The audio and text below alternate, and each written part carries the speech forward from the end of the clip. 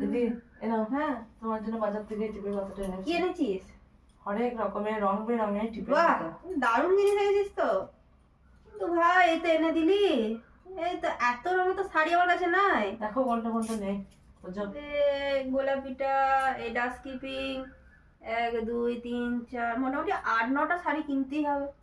এই শাড়িগুলো মানে এই টিপগুলো ম্যাচ করে পরবার জন্য তো রং বেরঙের শাড়ি তো কিনতেই হবে। এবার কি করবে তাহলে? ফোন করবে? জয়াবুয়া ফোনটা লাগাতে হবে। আমাকে তো গাল দিয়ে গোপাল উদ্ধার করে দেবে। গোপালকে একটু কটা বলি কিনে দে।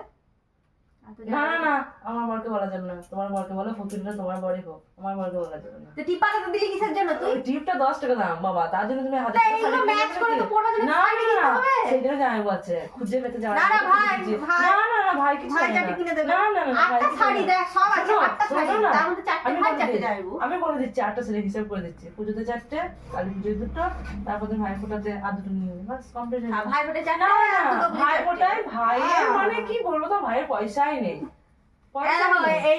এই টিপ পাতাটা দিয়েছে, এইটার সাথে ম্যাচ করে শাড়ি পরবার জন্য তো আমাকে ম্যাচিং শাড়িটা কিনতে হবে। হ্যাঁ জামাইটা শুনতে পাচ্ছে, জামাইটা শুনতে পাচ্ছে না, ফোন করে জামাইকে ফোন করো।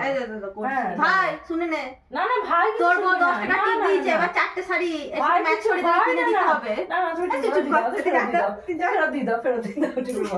কেন তো যাবা?